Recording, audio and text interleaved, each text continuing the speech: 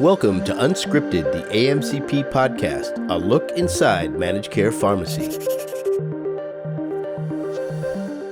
Though it sometimes doesn't feel like it, healthcare providers and health insurers are working towards the same goals to ensure that patients receive appropriate care. But what if different stakeholders in the healthcare ecosystem can't really agree on what's appropriate? If the guidelines and the best available evidence don't tell a convincing enough story, payers may have a hard time justifying coverage for therapies or biomarker testing, which is the focus for today.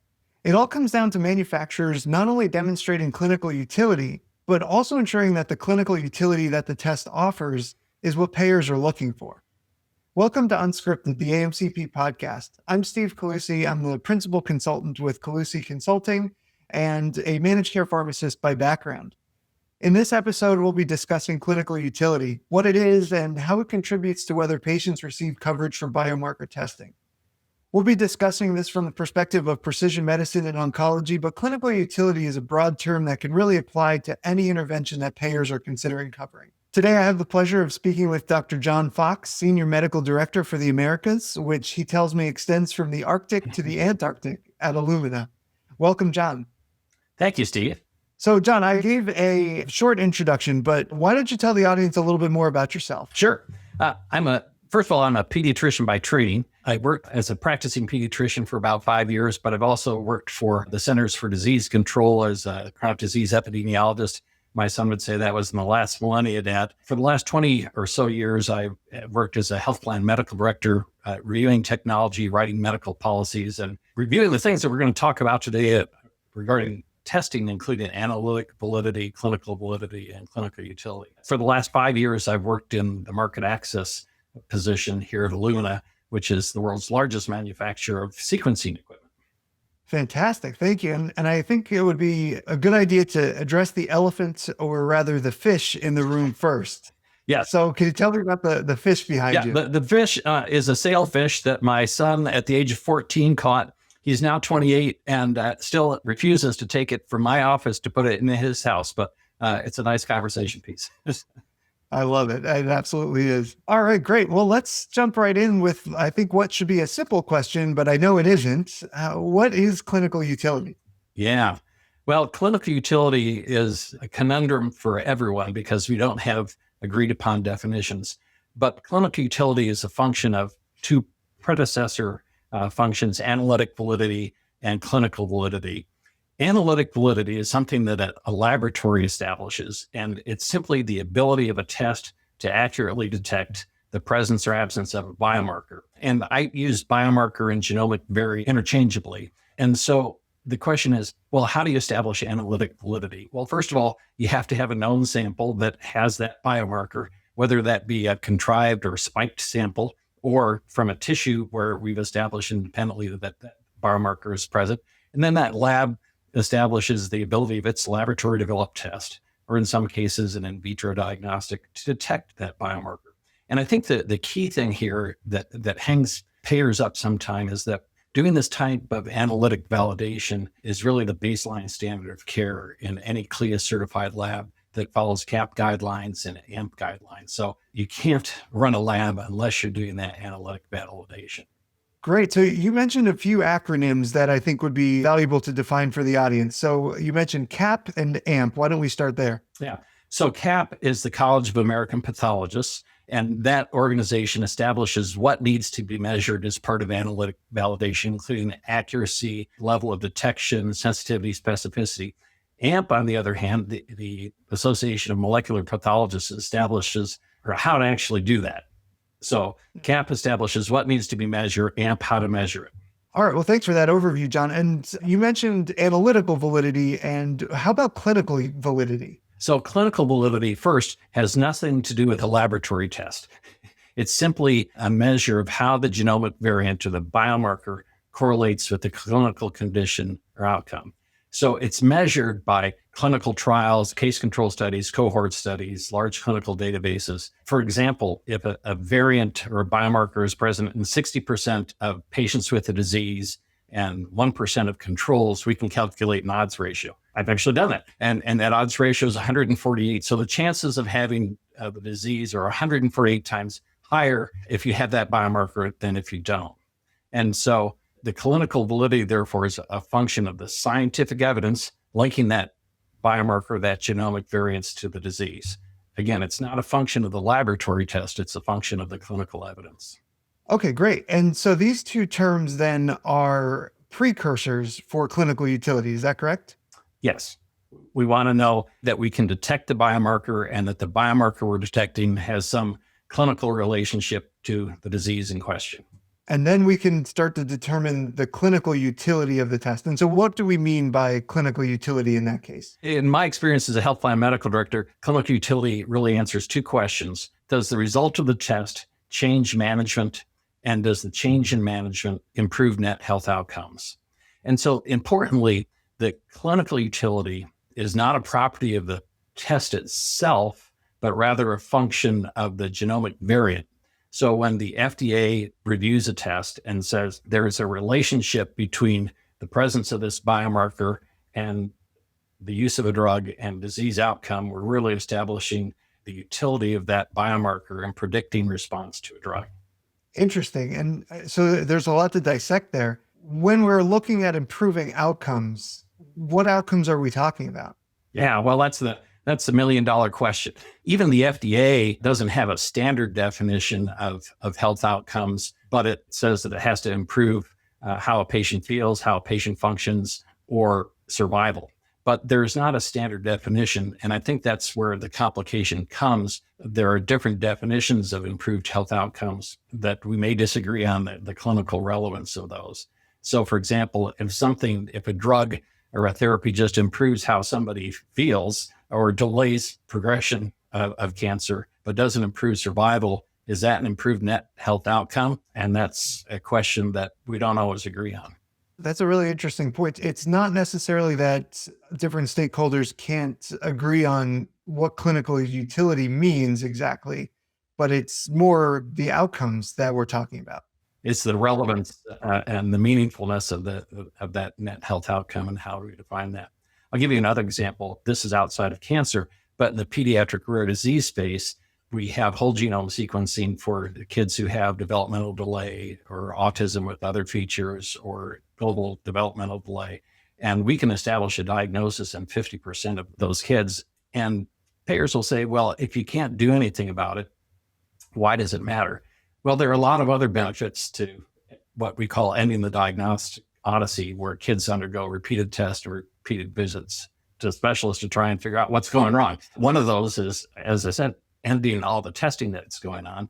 And outcomes may not result in a drug therapy. It may result in a change in management of the patient, a change in diet, for example, by supplementing the diet. It can certainly result in discontinuation of ineffective therapies. And there are certainly other benefits for the parents too. There is reproductive information that's available. They can connect with social networks on the internet with kids who have exactly their diagnosis. And it also helps the parents pivot from what's wrong with my kid to what can I do for my kid. So if we simply look at health outcomes in rare disease, we don't know what the health outcomes are because it's rare. We can't do a randomized clinical trial typically, but there are other health benefits, and those other health benefits are where there's disagreement on, are those important? Are they relevant? And for payers who cover a family, I would argue that there's clinical utility in the family knowing the diagnosis in addition to the utility for a kiddo. So that creates a real challenge, I think, for the payer, right? Because they are concerned about a number of things, not only the well-being of the patients, but also the bottom line. And I think when you start to take that into consideration, you're no longer talking about clinical utility, you're talking about the economic feasibility of the test and whether it's worth covering, which you had alluded to previously, that the economic considerations come after, they're adjacent to the conversation about clinical utility. Yeah. Is that right? Yeah. Right. And it's a bit aggravating, honestly, for me, Steve, as a pediatrician, to hold testing to a different standard than we do for treatment for other conditions. We were chatting earlier about the payment for joint replacement, which is the most costly procedure in the United States today, between hips and knees and shoulders and ankles. And there is no evidence that improves survival, but it certainly improves quality of life and at a significant cost. If we say, well, we'll only pay for diagnostic testing if it results in treatments that reduce the total cost of care, then it's likely we wouldn't pay for any testing. And that's an untenable position to put kids and their families in if we say we'll only pay for testing if it reduces the total cost of care. That's certainly a challenge. But would you say, based on the availability of biomarker tests that are out there today, maybe some that are in the pipeline coming in the future, that they do hold treatment guiding value? Yes, I think so. And I think the other area where there's challenge, and let's go back to cancer, is the definition of clinical utility in cancer. We typically associate that with, we have a drug and the response to that drug is predicted by a biomarker, and that response to the drug results in improved overall survival. That's one mechanism for assessing utility, but there are others, probably the biggest of which I think is the ability to decide whether or not we want to continue with therapy or not, but also whether or not we want to participate in a clinical trial. And most payers will say, I'm only interested in a companion diagnostic that establishes whether or not somebody's likely to benefit from a drug. So a lot of payers in the United States today will say, we'll pay for a test that has a companion diagnostic indication, but we won't pay for any other lab developed test. And this gets back to the heart of our discussion of analytic validity. That biomarker that predicts a response to the drug, the utility is inherent to the biomarker, not the test. If I can, with good analytic validation, with high specificity and sensitivity, detect that biomarker, it really doesn't matter what test it's in. Mm-hmm. Again, we've gone through in a CLIA certified lab through the CAP and AMP review process, and we've established that we can identify using any methodology, we can identify an ALK fusion, for example. So even though there's one test that was approved by the FDA, the analytic validity carries over from any test to that biomarker. We've already said that the clinical validity isn't a function of the test, it's a function of the clinical studies. And so a lot of payers will say, I only pay for a test with a CDX indication, but that's not consistent with the evidence that shows if you can show you can identify that biomarker reliably and accurately, you should be able to use any test. Probably the best correlate I can give is with imaging studies. So years ago, we did studies to show that CT scan, we could identify smokers who had early stage lung cancer. Nobody's asking, was that done on a Siemens CT machine or a General Electric machine? And I think the same is true here. As long as we can establish there's analytic validation, it is irrelevant what test platform it was done on. Yeah, wow, that's fascinating. So it sounds like the payers just in general are not questioning the clinical utility of FDA-approved companion diagnostic testing.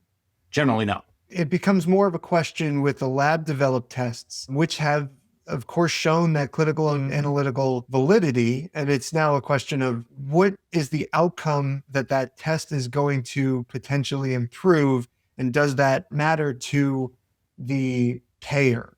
Sometimes I think there's a disconnect, right, between the stakeholders, we've talked about this already, that not only is it something that could be important to the patient, to the patient's family, to the provider, but from the manufacturer perspective, this is also a challenge, because you would love for your tests to be covered by payers, and payers want to cover tests that are going to improve clinical utility, improve outcomes. But there is sometimes a disagreement even between the maker of the test, the biotechnology company, and the payer. So can you talk a little bit about that? Probably the biggest issue in this space, honestly, Steve, is a disagreement about whether or not there is enhanced utility in a large panel, say a 300, 500, 800 gene panel versus a less than 50. And less than 50, as most people know, is associated with a code that says this test has 50 genes or less.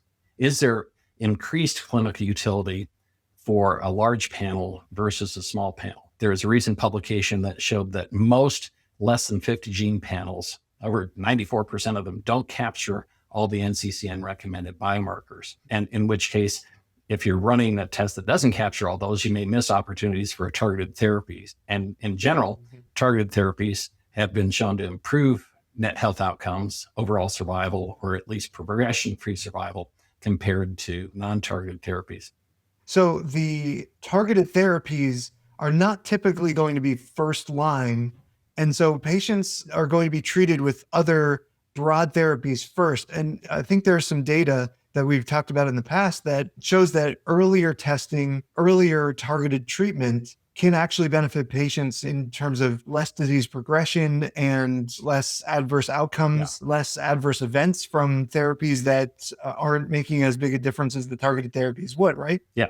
Yeah. Well, ideally, when we say net health outcome, we want to maximize the benefit and minimize the harm.